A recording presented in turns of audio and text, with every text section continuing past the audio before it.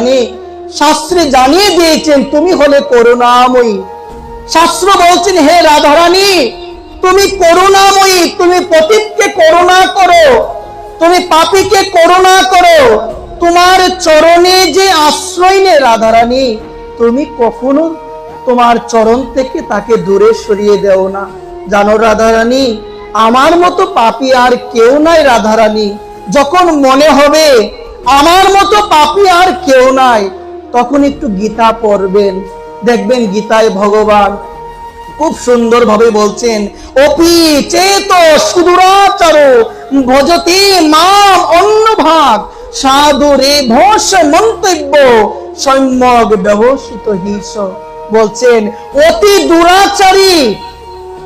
দুরাচারী ব্যক্তিও যদি ভগবত ভজন করে, অতি দুরাচারী ব্যক্তিও যদি জীবনে বুঝতে পারে গোবিন্দ তোমার চরণ বিনে জগতে আমার আর কোনো সার বস্তু নাই, অতি দুরাচারী ব্যক্তিও যদি বলে গোবিন্দ তুমি ছাড়া আমার আর কেউ নাই, ভগবান কি তার চরণ থেকে দূরে সরিয়ে দিবে? আওয়াজ নাই, দিবে কি? অপি চেত সুদূরাচার ভজতে মাম অন্যভাগ। ভগবান গীতায় বলছেন নেহা বিক্রমণ সুহস্তি প্রত্যবায়ন বিদ্যতে স্বল্পম অপশ্য ধর্মস্য কায়ত মহত নবয়াত। বলছেন এই যে ভক্তি যুগের অনুশীলন, এটা কখনো ব্যর্থ হবে না, কখনো এটা ব্যর্থ হবে না। এই জন্য গীতা জানিয়ে দিয়েছেন আমাদের অতি দুরাচারী ব্যক্তিও যদি অনন্য ভাবটা মানে কি জানেন? এক মনে মামেকং শরণং ব্রজ। গীতায় বলছেন একমাত্র পঞ্চদিকে মন না দিয়ে, মন মনা ভব, পঞ্চদিকে মন হৃদয় না দিয়ে শুধুমাত্র মন মনা ভব, শুধুমাত্র তস্মাৎ সর্বেষু কালেষু মাম অনুস্মর যুদ্ধচ। অন্য কোনো দিকে মন না দিয়ে শুধুমাত্র একমাত্র শ্রী গোবিন্দের শরণ, একমাত্র গোবিন্দের শরণ। শ্রবণং কীর্তনং বিষ্ণুম শরণং পাপ সেবনম অর্চনং বন্দনম দাস্য সক্ষ আত্মনিবেদনম। সেই ভগবানের কথা শোনো, ভগবানের নাম গুণ কীর্তন করো এবং সর্বদা মনে প্রাণে ভগবান গীতায় বলছে অর্জুন তস্মাৎ সর্বেষু কালেষু মাম অনুস্মর যুদ্ধচ। এ অর্জুন তুমি সর্বদা আমাকে স্মরণ করো। এই কথাতে কি ভগবান শুধু অর্জুনকে বলেছেন, না অর্জুনকে উপলক্ষ করে আমাদের মানব জাতি সবাইকে বলেছেন? আমাদের মানব জাতি সবাইকে ভগবান বলে দিয়েছেন, সবাইকে বলে দিয়েছেন মাম অনুস্মর যুদ্ধচ। তুমি যুদ্ধ করে যাও, মনে প্রাণে তুমি আমায় স্মরণ করো, মন মনা ভব। গীতার মধ্যে 700 শ্লোক, গীতার মধ্যে কয়শো শ্লোক? 700 শ্লোক। এর মধ্যে একটি শ্লোক ভগবান দুইবার বলেছে। এক হলো নবম অধ্যায় রাজবিদ্যা রাজগুহ্য যোগের 34 নং শ্লোক, আর একটি হলো অষ্টাদশ অধ্যায় মুখ্য যোগের 65 নং শ্লোক। ভগবান বলছেন মনমনা ভোগ মদ্ভক্ত মজ্জাজি মাম নমস্কুরু মাম এইব এশ্বসি সত্যন্তে প্রতিজান প্রিয়সীমে।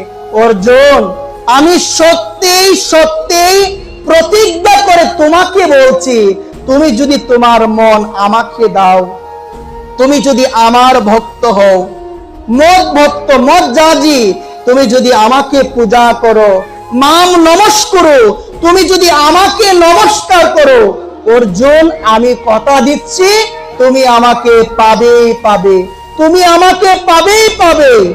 এর মধ্যে প্রথম হলো মন মনা ভব। মন কাকে দিতে হবে? দেখুন ভাগবতী বলছেন, গীতায়ও বলছেন মনটা এই সংসারকে না দিয়ে, মনটা এই অনিত্য কারাগারময় এই সংসারকে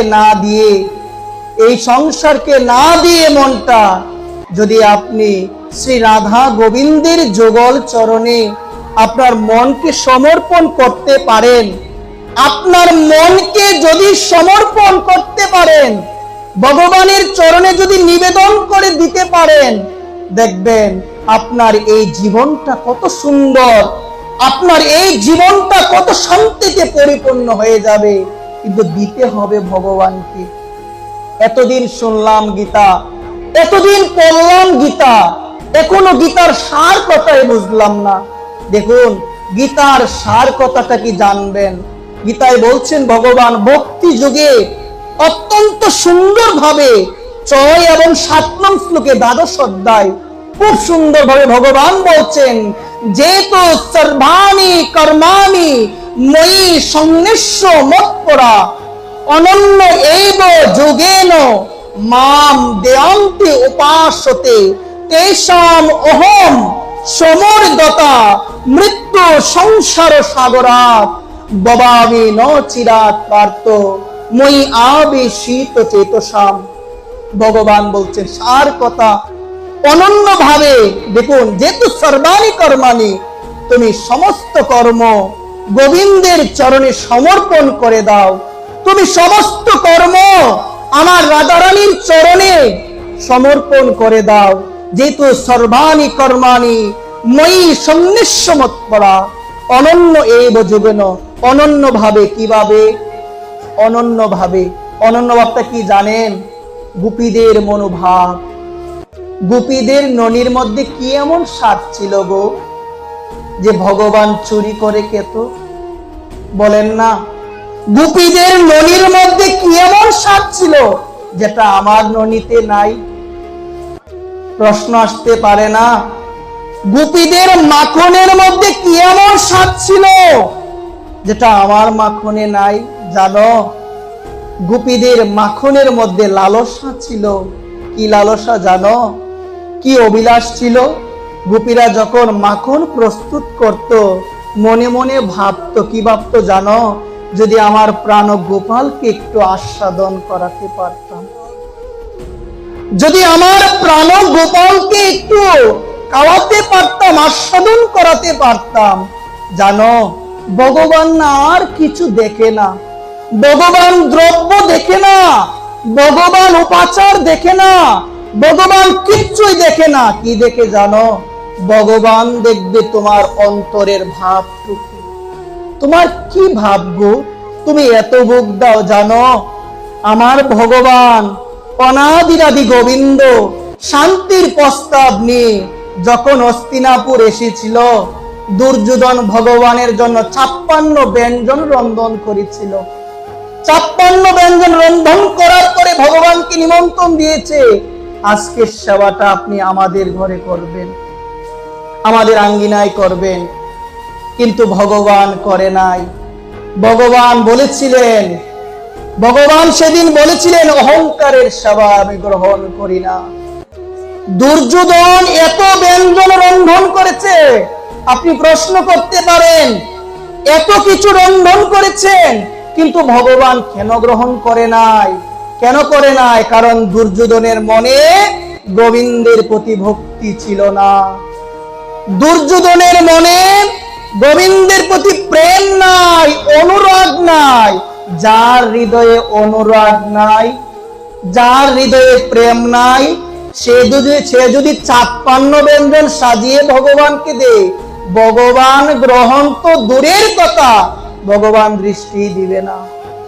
ভগবানের নাম ভাবগ্রাহী জনার্দন।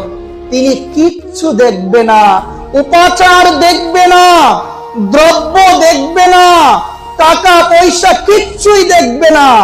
ভগবান দেখবে তার প্রতি তোমার মনে কি ভালোবাসা রয়েছে, আর কিচ্ছু ভগবান দেখবে না।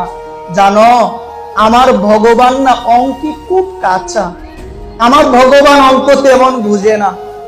ভগবান অঙ্ক বুঝে না তেমন। ভগবান বলছেন, তোমাদের 16 আনা আমাকে দাও, আমার 16 আনা নিয়ে যাও। অঙ্ক বুঝে না, আমার গোবিন্দ অঙ্ক বুঝে না। আমার গোবিন্দ অঙ্কে খুব কাঁচা। আমার ভগবান বলে, তোমাদের সবটুকু দাও, তোমাদের সবটুকু দাও, কিছু রেখো না নিজের জন্য, সবটুকু দিয়ে দাও, আমার যা আছে সব নিয়ে যাও। কিন্তু দিতে পারি নাই। খুব চমৎকার এক দৃষ্টান্ত। ভগবানকে দিতে হবে সব। এই সম্বন্ধে ভক্তমাল চরিত্রে খুব সুন্দরভাবে নাভা গোস্বামী একটি দৃষ্টান্ত খুব আদর করে রেখে দিয়েছি বৃন্দাবনে। শুনুন, একটু মন দিয়ে এই দিব্য চরিত্র শুনুন, বুঝতে পারবেন ভগবানকে পেতে গেলে কেমন সরলতা প্রয়োজন। জানেন, এই যতই মালা ঝুলান না কেন, যতই কণ্ঠী মালা দেন না কেন, যতই তিলক দিয়ে জগতে প্রচার করেন না কেন আমি সাধু, কিন্তু মন দিয়ে জেনে যান, শুনে যান কথাটা, যদি হৃদয়ে সরলতা না আসে না, কোনোদিন গোবিন্দকে মালা তিলক দিয়ে পাওয়া যাবে না, কোনোদিন ভগবানকে পাওয়া যাবে না। ওই জন্য তুই বলছেন, গাও গাও পুনঃ অমন গৌরাঙ্গের গুণ সরল করিয়া মন। মনকে সরল করতে হবে, জানো আমার মন এখনো সরল হয় নাই। আজকে এই দিব্য চরিত্র যদি একটু শুনেন, এখানে আপনি জানতে পারবেন কেমন সরল হলে আমার ভগবান আমায় কৃপা করবে, কেমন সরল হলে আমার ভগবান আমার কাছে আসবে, আমাকে যেতে হবে না। তুমি যদি সরল ভাবে ভগবানকে ডাকো, সরল ভাবে যদি একনিষ্ঠতা সহকারে যদি আমার রাধারানীকে ডাকো, জানো রাধারানী অবশ্যই অবশ্যই আসবে। এই প্রসঙ্গে বক্তমাল চরিত্রে শ্রী নাভা গোস্বামী খুব আদর করে রেখে দিয়েছেন কথাটি। বৃন্দাবনে এক মায়ের চরিত্র শুনুন মা মন্দি। এক মা ছিলেন, এক কাঙ্গালিনী এক মা, যার নাম ছিল সুকিয়া। দিব্য চরিত্রটি একটু শুনলে বুঝতে পারবেন। সুকিয়া মায়ের স্বামী ছিল, সন্তান আদি ছিল, কিন্তু স্বামী কোনো কাজ করতে পারত না। অসুস্থ অবস্থায় বিছানার মধ্যে সর্বদা শায়িত অবস্থায় থাকতো। এখন ছেলেগুলো অনেক ছোট, তো মা কি করতো জানেন, নিজেই বৃন্দাবনের রাস্তায় ঘুরে বেড়াতো, ফল পুষ্প এগুলো সে বিক্রি করত। ফল পুষ্প বৃন্দাবনের ধারে ধারে ঘুরে বেড়াতো। আমার সুখী মা বলতে, কেউ তোমরা ফল রাখবে গো, কেউ তোমরা পুষ্প ফুল রাখবে গো, এভাবে ঘুরে বেড়াতো। জানো মা সুখিয়া আমার যখন বৃন্দাবনের ধারে ধারে ফল পুষ্প বিক্রি করে, আমার মা না প্রতিদিন একজনের কথা শুনে। বৃন্দাবনের সবাই কার কথা বলে গো? অন্য কোনো কথা নাই। মহাপ্রভু তো বলছেন, গ্রাম্য কথা না কহিবে, গ্রাম্য কথা না শুনিবে, ভালো না খাইবে, ভালো না পরিবে। মহাপ্রভু বলছেন আজে বাজে কথা বলা যাবে না। কিন্তু আমার মনে হয় কি, এক জায়গার মধ্যে যখন আমি বসি, আমি যে কত কথা বলি গো, কত আজে বাজে কথা বলি গো। জানো, দিবস রজনী আবল তাবল পছাল পারিতে পারো, তাহারও ভিতরে কি কখনো কি গোবিন্দে বলিতে নারো। দিবস রজনী, দিন থেকে রাত, কত আজে বাজে কথা, কত আবল তাবল কথা, তার ভিতরে কি একবার বলতে পারি না আমি কি পারি না হা গোবিন্দ নাম? আমি কি বলতে পারি না হা কৃষ্ণ? আমি কি বলতে পারি না হা রাধে? আমি বলি না। কিন্তু বৃন্দাবনবাসী দিব্য চরিত্র শুনুন, তারা আজে বাজে কথা বলে না। যদি কখনো সৌভাগ্য হয়, যদি রাধারানীর কৃপা হয়, যদি ভক্তি দেবী তুলসী মহারানীর কৃপা হয়, যদি আমার মা যমুনা মহারানীর কৃপা হয়, যদি বৃন্দাবনে যেতে পারেন, দেখবেন বৃন্দাবনের সবাই আজে বাজে কথা নয়। বৃন্দাবনের রিক্সাওয়ালা থেকে শুরু করে সবাই বলে, প্রেম সে বলো আরো জোরে, দুনুয়া তুতোর করে বলো, জয় জয় শ্রী রাধে। বৃন্দাবনের সবাই বলে, এই রাধা রাধা রাধা রাধা। এই রাধা নামের মধ্যে পরম আনন্দ, এই রাধা নামের মধ্যে পরম শান্তি রয়েছে। যে রাধা নাম করে সে পরম আনন্দের সাগরে ডুবে থাকে, পরম আনন্দের সাগরে ডুবে থাকে। দেখুন, বৃন্দাবনবাসী আজে বাজে কথা বলে না। মহাপ্রভু বলছেন, আর ঠিক তদ্রূপ আমার বাবাজি মহারাজ বিনোদ ভাবে বলছেন, বেশি কথা বললে ভক্তি নষ্ট হয়, বেশি কথা বলে যে বাজে কথা বলে সে, বেশি কথায় বেশি দোষ, বুঝে শুনে কথা কোষ।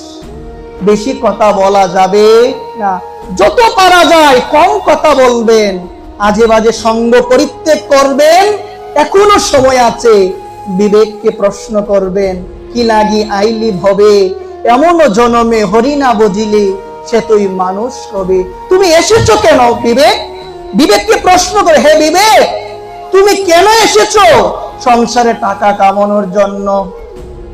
যদিও টাকার প্রয়োজন আছে, কিন্তু এই টাকা ইনকাম করতে করতে সংসারকে একটু সুখ দিতে গিয়ে আমি আমার মানব জীবনে যথেষ্ট মূল্যবান সময়কে আমি জলাঞ্জলি দিচ্ছি। কিন্তু কি হবে আমার, কি হবে আমার? যাদের জন্য সময় নাই, সাধুগুরু বৈষ্ণব ডাক দিয়ে বলে, একটু আসো না গীতা পাঠে। আমরা বলি যাবো না, আগে সংসার হলো বড় ধর্ম, যাবো এক সময়।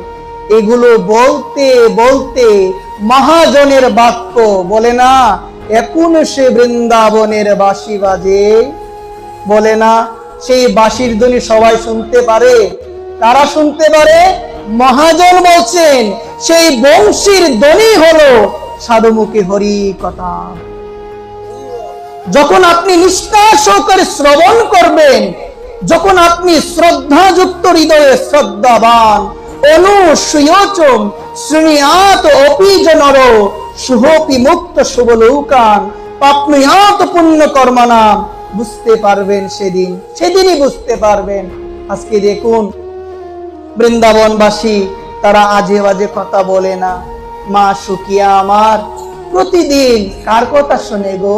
কৃষ্ণের কথা। সবাই না শুধু কৃষ্ণ কৃষ্ণ বলে। মা একদিন মনে মনে ভাবলো, আমার মতো অভাগিনী, আমার মতো কাঙ্গালিনী, আমার মতো হত দরিদ্র, এই হত দরিদ্রকে কি কৃষ্ণ কৃপা করবে? কৃষ্ণ কি কৃপা করবে? মনে এই প্রশ্নটা যখন এসেছে, একজন সাধুকে পেয়েছে। সাধুকে দেখার পরে আমাদের করণীয় হলো সাধুকে প্রণাম জানাতে হবে। সাধুকে প্রণাম জানাতে হবে। যদি প্রণাম না জানাই, ওই বৈষ্ণব চরণে আমার অপরাধ হয়ে যাবে। দেখুন মহাজন বলছেন, বৈষ্ণব দেখিয়া যে না নোয়াই মুন্ড, সেই মুন্ড পড়ে গিয়া নরকের কুণ্ড। কোন বৈষ্ণব কোন মহৎজনকে দেখে যদি আনন্দই না আসে, বুঝবেন হৃদয়ে বহু বহু জন্মের ময়লা এখনো পড়ে আছে। তিলকধারী যাকেই দেখবেন আপনি মাথা নত করে প্রণাম জানাবেন।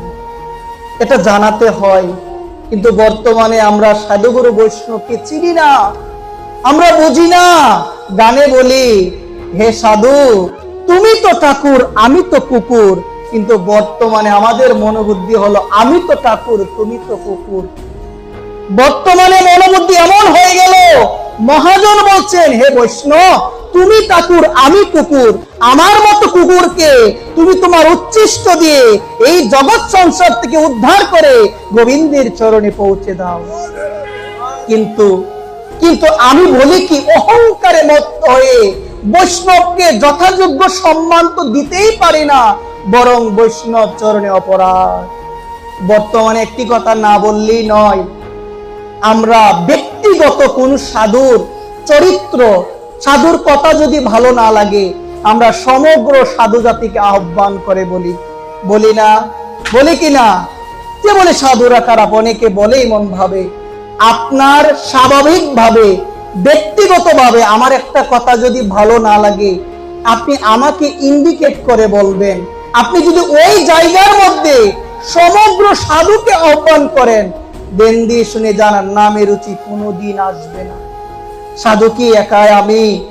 সাধুকে ধ্রুব মহারাজ, প্রহ্লাদ মহারাজ, দ্বাদশ মহাজন, স্বয়ম্ভু নারদ শম্ভু, প্রহ্লাদ জনক বিষ্ণু, বলির বয়াসকি বয়ম কুমার কপিল শম্ভু, শাস্ত্র বলছেন তারা হলো দ্বাদশ মহাজন, তারা বৈষ্ণব।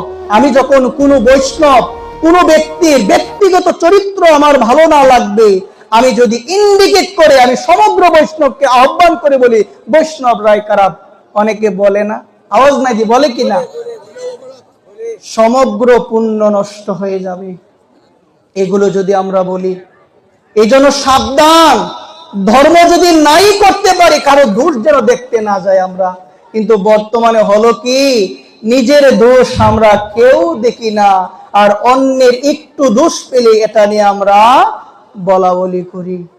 আজকে দেখো, মা সাধুকে দেখতে পেল, গীতাও তো বলছেন যখন মনে কোনো প্রশ্ন আসবে, কি প্রশ্ন, তদ্বিদ্যি প্রণিপাতেন পরিপ্রশ্নেন সেবয়া উপদেশকন্তিত জ্ঞানিন জ্ঞানিন তত্ত্বদর্শিন।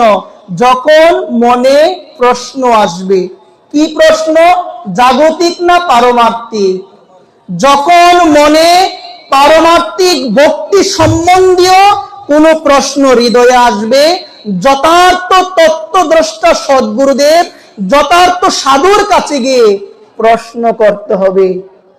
আজকে মা বললেন, সেই সাধুকে দেখার পরে সুকিয়া মা আমার বলছেন, কি বলছে জানো, বলছেন আমার মতো কাঙ্গালিনী, আমার মতো অদম, আমার মতো হত দরিদ্র, আমার উপরে কি কৃষ্ণের কৃপা হবে?